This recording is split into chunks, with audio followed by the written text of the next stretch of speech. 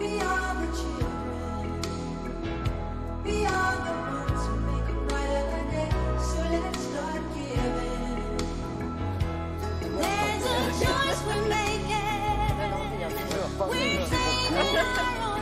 vous insistez, je chante.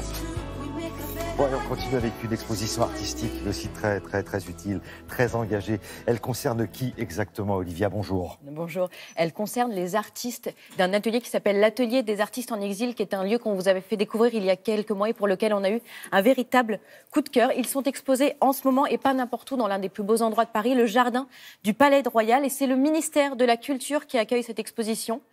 Vous avez des galeries le long du jardin et c'est là que sont exposés 15 artistes de cet atelier. C'est ouvert à tous et gratuit, évidemment. Pour ces artistes, c'est une reconnaissance, c'est une façon de célébrer une culture sans frontières, d'ouvrir notre regard sur l'exil à travers l'art. Ces vitrines, c'est vraiment des miroirs sur le monde. Alors, pas sa face la plus lumineuse, évidemment, mais une face qu'il faut affronter, évidemment, en rêvant à un avenir meilleur.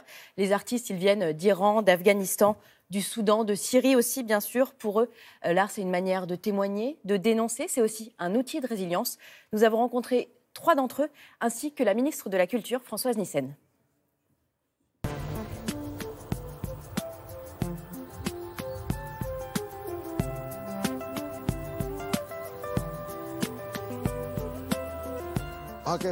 Je viens d'Afghanistan, je suis allé au Pakistan, puis en Iran, où j'ai été emprisonné pendant un mois.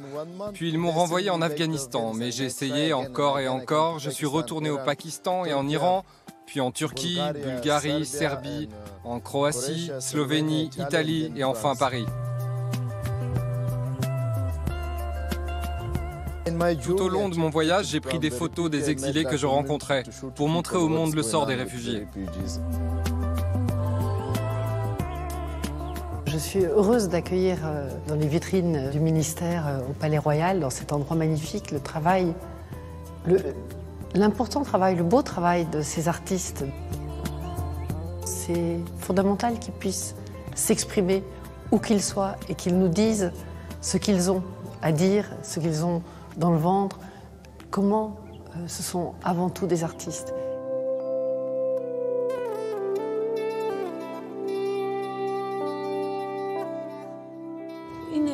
Le thème de mon œuvre, ce sont les femmes. J'ai travaillé sur le sujet en abordant le thème des exécutions. Il y a beaucoup d'interdits et des situations très difficiles pour les femmes dans mon pays.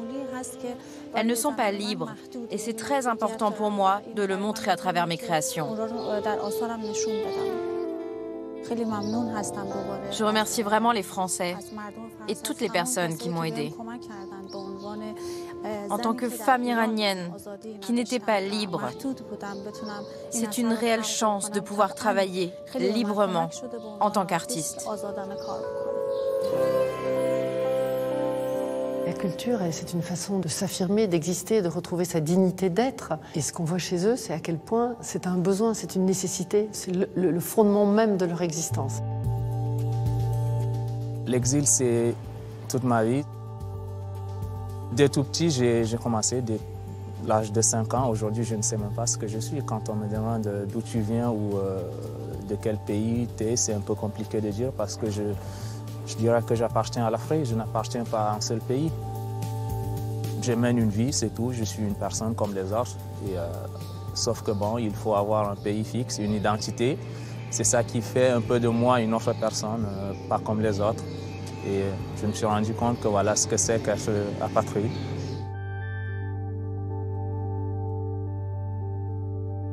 Ça me fait du bien d'écrire parce que ça me soulage.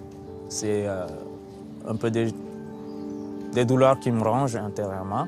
Et quand j'écris, je me rends compte qu'il y a beaucoup de choses qui se sont passées. Et face à ça, il faut que je m'habitue et que je travaille ça pour que je reste moi-même.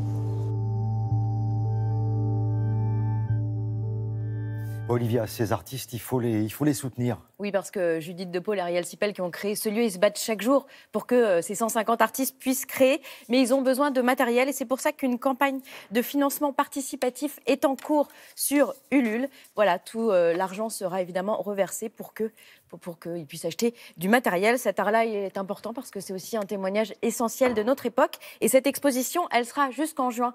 Donc, au ministère de la Culture, dans le jardin du Palais Royal. C'est gratuit et ouvert à tous. Si vous passez par là, arrêtez-vous. Merci beaucoup, Olivia.